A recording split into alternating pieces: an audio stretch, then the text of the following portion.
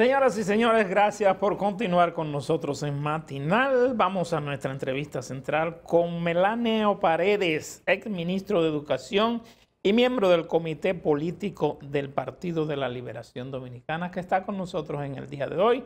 Muy buenos días, Melanio. Buenos días, Laura.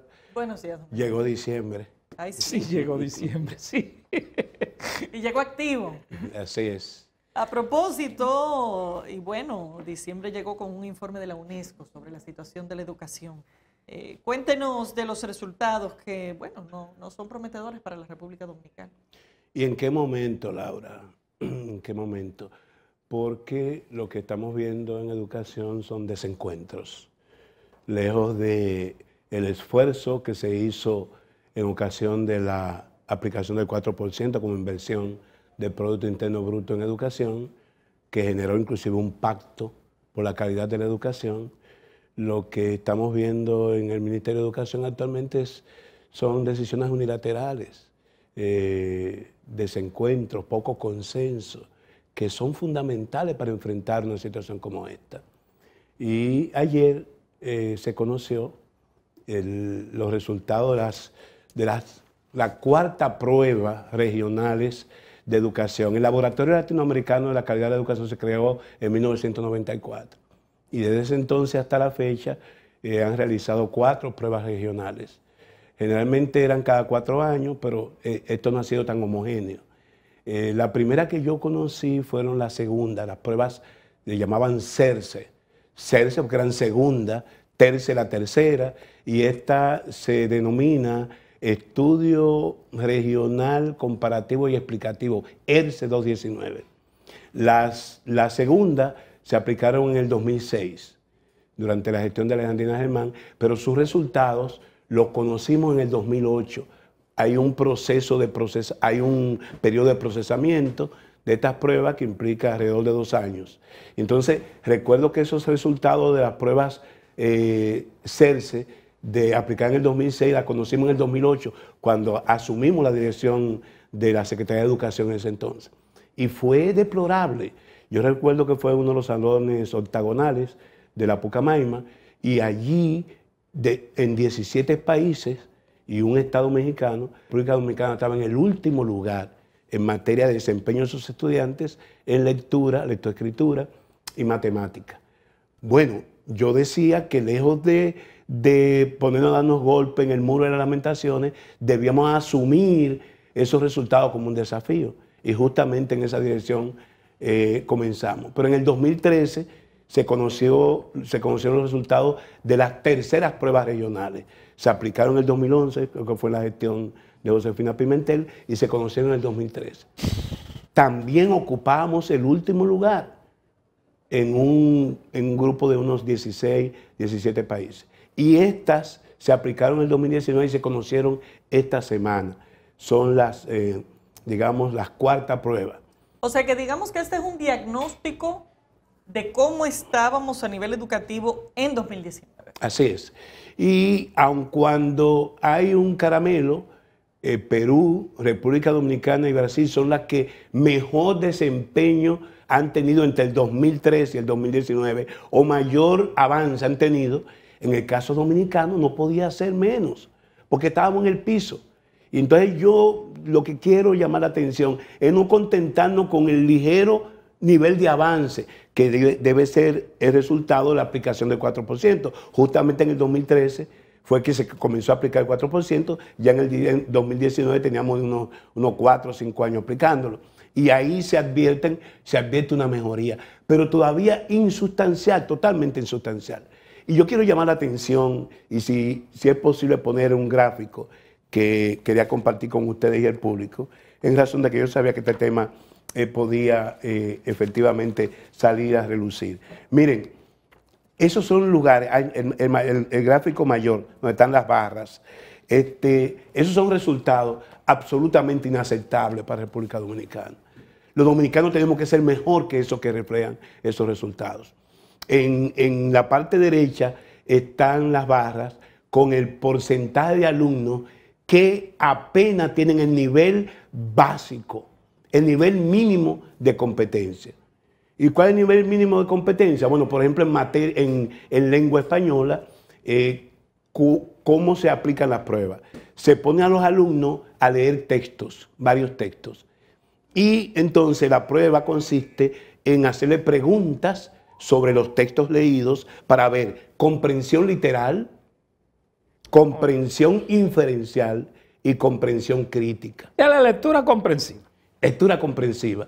El 76% de los alumnos dominicanos están en el nivel mínimo, inferior, por debajo de países como Nicaragua y Guatemala. Entonces, yo me pregunto. O sea, somos el país que tiene la peor posición. La peor posición, y ha sido consistente. Ahora, una pregunta, Melania. Y eso era 2019. ¿Qué? Significa que al día de hoy, luego del tema de la pandemia, Lo esto dice el estará estudio. peor. En la conclusión del estudio, que está aquí, le invito a que puedan entrar a la página de UNESCO, en la conclusión del estudio dice que ha habido un retroceso con la pandemia. Imagínense ustedes si estamos en ese lugar y que nosotros hayamos retrocedido, lo cual no es una aventura decirlo, porque resulta que aquí se suspendieron todas las pruebas de evaluación. Ahora una pregunta, Melanio. ¿La culpa de eso es del maestro o del alumno? Mira, Geraldino, O del sistema. Yo diría asunto? del sistema, porque los maestros son también víctimas. ¿Qué es lo que ocurre? Y les voy a plantear lo siguiente. Por ejemplo, este año se suspendieron todas las pruebas de evaluación. Las pruebas nacionales, las pruebas diagnósticas que se estaban haciendo en tercero y sexto grado, que son fundamentales, porque tú puedes medir en el proceso y mejorar. O sea, tú no mejoras lo que tú no evalúas. Para tú poder mejorar, tienes que evaluar y saber en qué lugar está. Entonces, ¿qué resulta? Que si tú promueves sin evaluar, tú no sabes lo que estás promoviendo.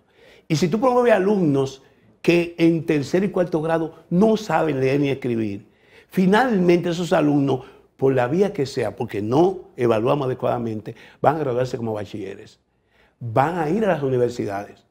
¿Cuál es el proceso de reclutamiento que tenemos para los bachilleres que van a estudiar magisterio? Sobre todo la UAS, que gradúa el 75% de ellos. Ninguno. No hay un filtro. Entonces, van a graduarse como profesionales de la educación personas que tuvieron graves deficiencias en su formación básica, en primaria. Y es un círculo pernicioso, porque esos profesionales que salen de esas universidades, entonces van a formar a la nueva generación de niños y niñas, y este círculo pernicioso se mantiene. Es un problema grave que yo quiero llamar la atención del señor ministro. Nadie apuesta al fracaso de una gestión, porque fracasa la educación, fracasa la nación. Y a los sectores involucrados, no nos quedemos en las ramas. Ahora se está hablando de un proyecto de ley que prohíbe el pago de reinscripción en colegios y universidades. Todo eso es andar por las ramas. Tenemos que ir al meollo, tenemos que ir al problema fundamental del sistema educativo, que es justamente los docentes. Y hay nuevos paradigmas, señores.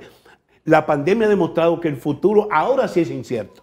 Ahora sí es incierto. Tú no puedes estar preparando a los niños para el futuro. Hay que preparar a los niños para el presente.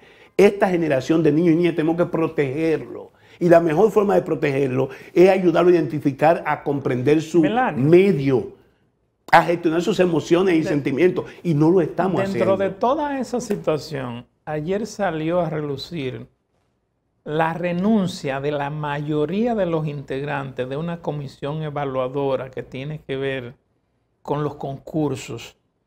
Pero ayer mismo también el ministro dijo que se había reunido con parte o con la mayoría de los integrantes de esos que renunciaron, algo así. Retórica.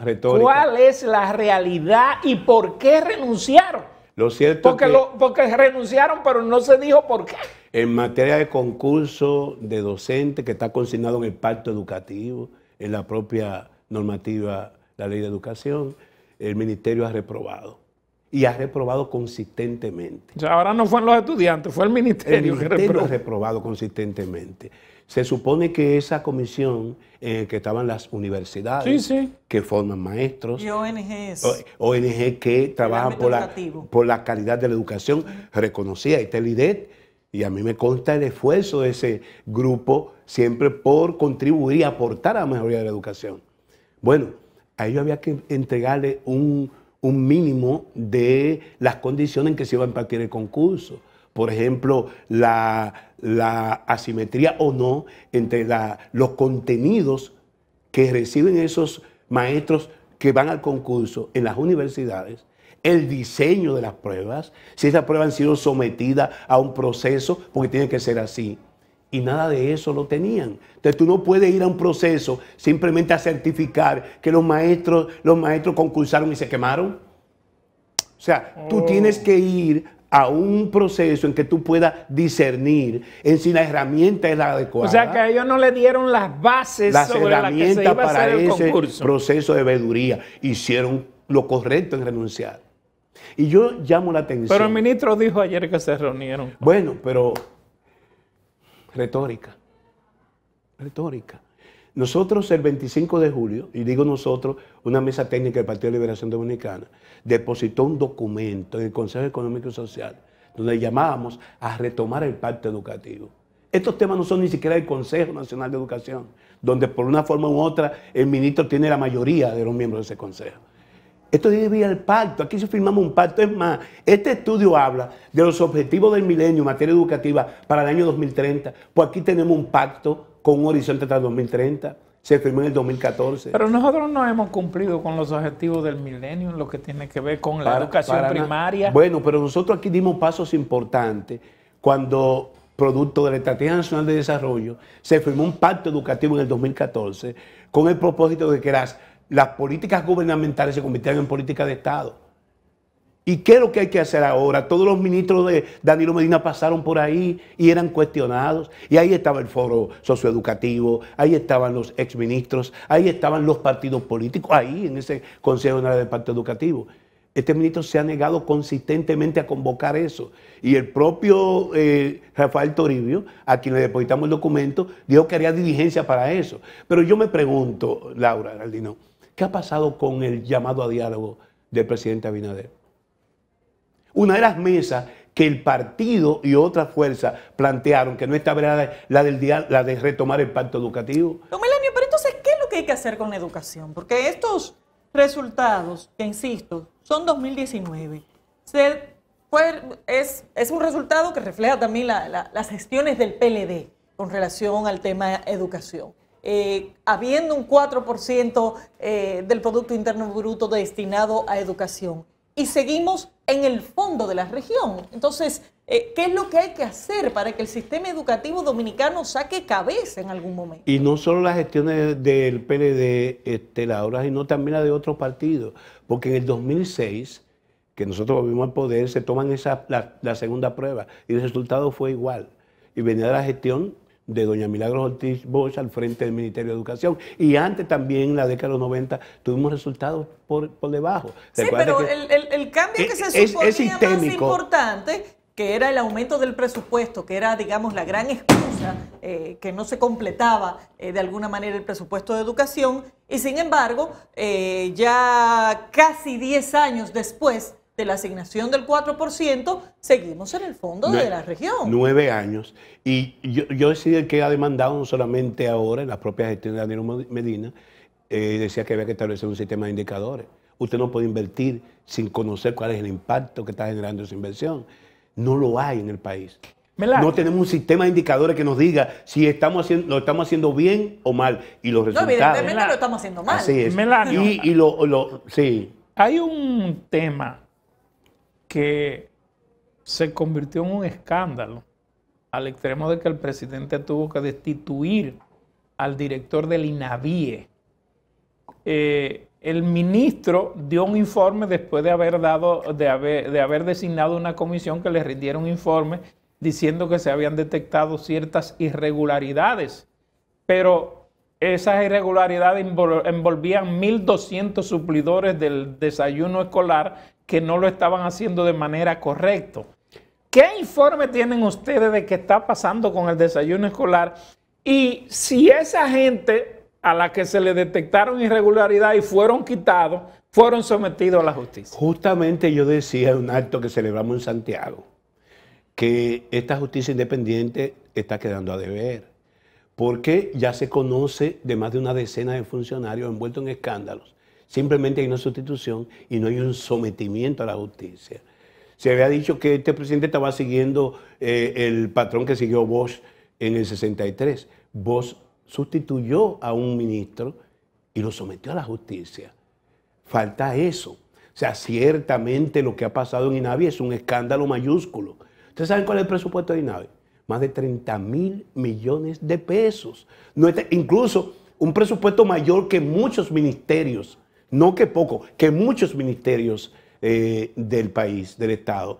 Y se supo de ese escándalo, se conoció de las razones, pero no se ha sometido a nadie. Y yo digo lo siguiente, el 4% que fue un punto de llegada, un punto de partida, no un punto de llegada, he insistido mucho en eso. ¿Sabe quién se engulle el 4%?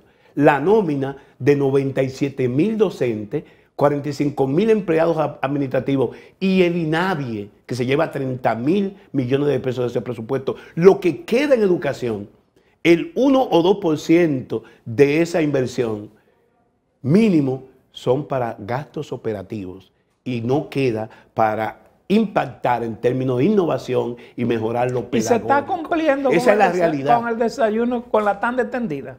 No, eso está en veremos. ¿Cómo que está en veremos? Por esos problemas que ha habido con los suplidores. O sea, aquí ni siquiera se ha evaluado cuántas escuelas hoy están impartiendo docencia con normalidad y cuáles están aplicando la jornada extendida, que es uno de los logros de la gestión del presidente Medina y que de alguna manera pudo retener a una buena parte de los alumnos en las aulas, porque el propio suministro de la merienda, el desayuno, el almuerzo escolar, se ha comprobado que retiene. Muchas familias envían sus muchachos a las escuelas justamente por esa transferencia que hace el Estado y que impacta a sectores vulnerables. Eso no se conoce hoy, porque en educación no se está evaluando nada. En educación tú no conoces planes. Y yo quiero llamar, nosotros no apostamos al fracaso, incluso en ese documento que presentamos en el Consejo Económico y Social, el PLD decía que estaba dispuesto a aportar sus técnicos, con experiencia, como dice Laura, buena o mala, pero de los últimos 24 años, 20 años de experiencia, y hay hechos significativos y hay buenas prácticas que pudiéramos ayudar y contribuir a que se desarrollen, pero no.